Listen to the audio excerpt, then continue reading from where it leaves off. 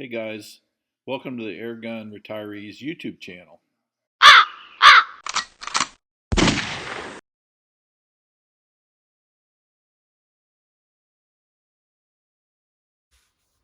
Hey, Airgun Retiree here. Got P-rod set up at the other Airgun Retirees shooting range, indoor shooting range. We're shooting, what are we shooting at, about 20 feet? 10 meters. 10 meters.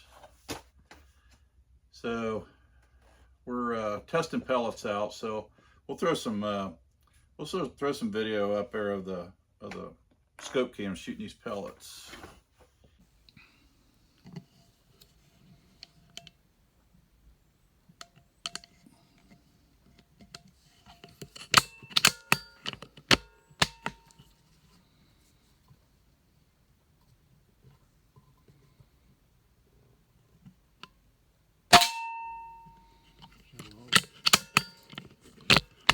Yeah, it likes these.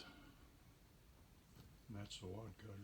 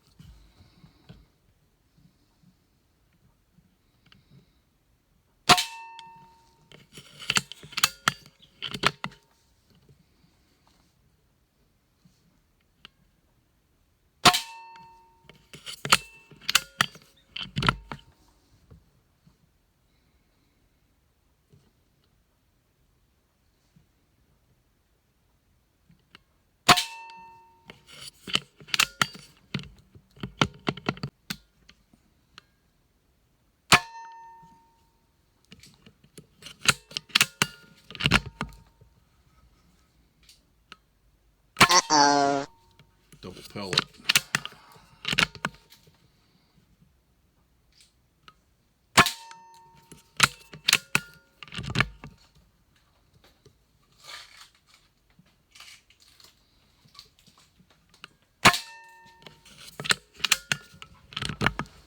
Yeah, if you don't put two in the pipe, these are real good too. There's three in the same hole.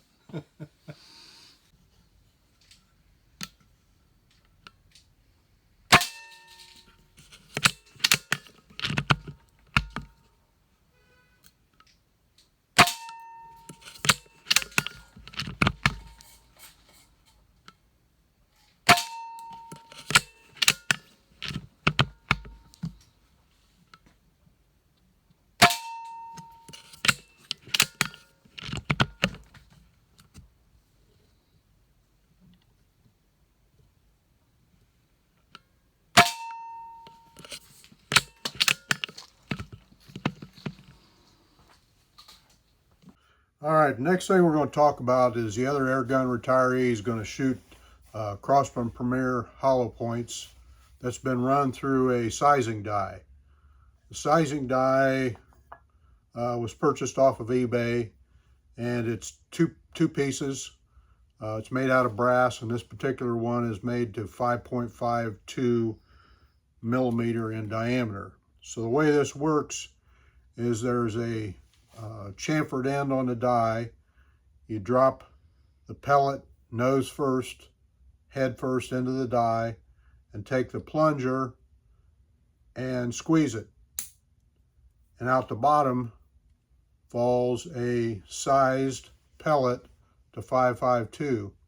So the Airgun Retiree #1 is going to shoot these through his P-rod and see if sizing actually makes a difference between shooting pellets straight out of the tin.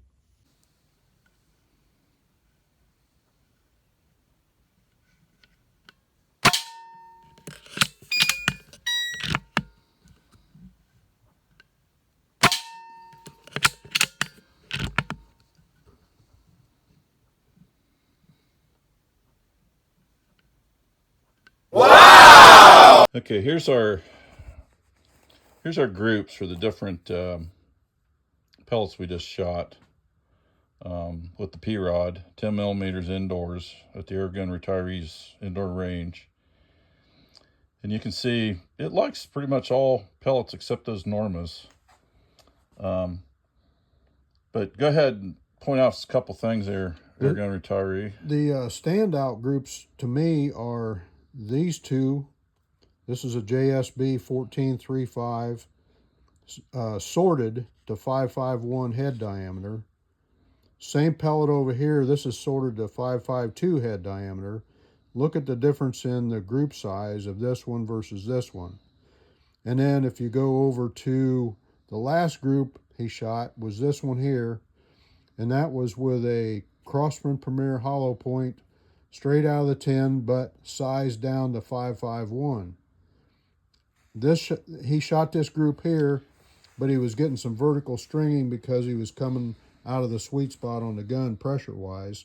He aired it up and then shot this group one hole. I mean, you can that's as good as it gets right there, folks. Yep. One hole, Crossman Premier hollow point, sized to 5.51. Okay, Airgun Retirees got his Notos out here. Gonna do some bench shooting. Found out the Notos is a real popular gun with you guys, so thought we'd do some shooting. What pellets you running? These are 16 grain FX pellets. I've tested a bunch of pellets through this gun, and for this particular tune, it's shooting the FX the most accurately. It likes the JSB 1589s. Right now it's tuned to 565, and it's dropping pigeons. It's doing its job. You know, $250 price point, great gun. I got it topped with a Vector Veron 3 to 12 scope, and I've added this plenum, bought it off of eBay. I added this 3D printed Picatinny adapter for my bipod, and what else?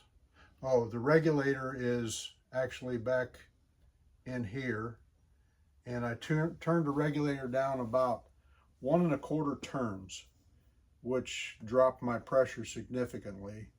You turn the screw clockwise, and that dropped me down into the 565 range. And the hammer spring adjustment, you have to remove the stock to get to the hammer spring adjustment, but it does very little to tune the gun. Most of the tuning is done by the regulator. But adding this plenum doubled my shot count. Before I was getting about 20, 25 shots, and now I'm getting close to 50 shots just by adding this regulator, and also the lower tune.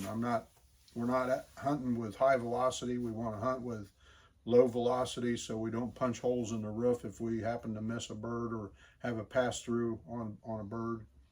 So that's why we tune these things down. But I'm going to shoot a row across with a 16 grain, just one shot in each bull. Each one of these bulls are a 1/4 inch in diameter. So we're hot, and we're going to fire the first round. Bullseye.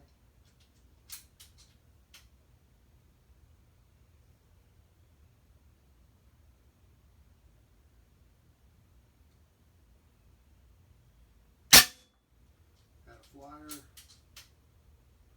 Shoot another one.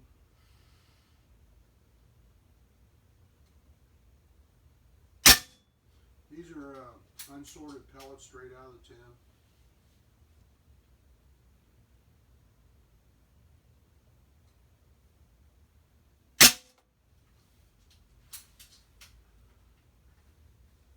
I'll put 2 shots there too. Move over to the next bull.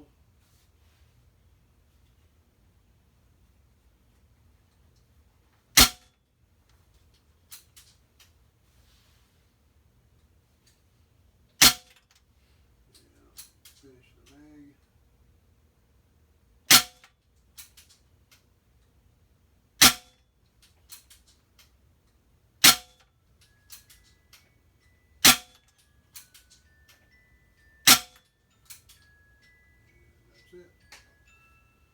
All of those, I don't know, 6, 7 shots there were easily 3/8 group. Certainly accurate enough to, drop a pigeon or any bird. This is not a bench rest precision gun, but for the price point, it does the job very well. Probably not quite as accurate as a P-rod, but it's regulated, so you don't have to worry about maintaining that shot curve, being in that certain pressure range.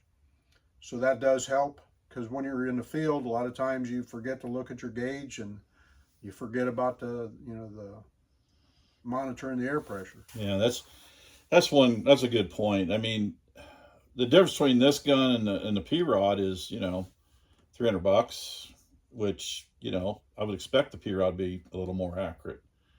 But the trade-off is this is a regulated PCP air gun right here, and for $250, that's unbelievable. This gun is a great hunting gun. It's a great entry-level gun. So anybody that's looking to get into PCP shooting, I'd take a hard look at this guy. Now, it's got a couple of drawbacks. There's a lot of plastic on it, which is fine. The cocking lever is kind of odd. You have to stick your index finger in here to hook the cocking lever to get a hold of it. Once you do, then you can cock it. It's not reversible, so it's strictly left side cocking. So if you're hunting in the winter and you had gloves on, it's a little bit tricky to get a hold of the lever. Invest in these Maple Products magazines. 3D printed magazines are out of Canada. This is a 15 round extra high capacity, high quality. They go in real easy. They're held in place with a magnet. Comes out real easy to load. $25, I think, maybe price point. And being in Canada, if you're in the US and order them down here in the US, there's about a 1.5 2 week wait, which is not bad. But I'd highly recommend these Maple Products magazines. Another thing we do is we put a little dot on each one of the magazines. This one has a little orange dot on it. I don't know if you can see it or not, but on my magazines, I number my magazines. I number them 1 and 2. So once I get to the magazine that has a second dot in it, I know that's my last magazine and I need to air up after that second magazine. And I think you do the same on your P-rod magazines. Yeah, I just use 4 dots on this, but another thing it tells you is if you have a problem with a mag, it tells you which one is the problem child. Exactly. So if you throw it in your hunting bag or back in your pocket or something, it's like, oh shoot, which mag was that? Well, this way you can say, well, it's the 4-dot mag. I need to look at why it's giving me trouble and fix it or replace it. Yep, you can put these dots on there. We use paint pens, orange marking paint pens, but you can use a Sharpie or whatever. But I'd highly recommend putting dots on your magazine so you can keep track of them. So that's the Notos. Happy with it for the price point. Does its job. And got any questions? Let Airgun Retiree know. Put them down in the comments, and we'll get back with you. If we don't know the answer, we'll sure try to find out. Like and subscribe. Thank you.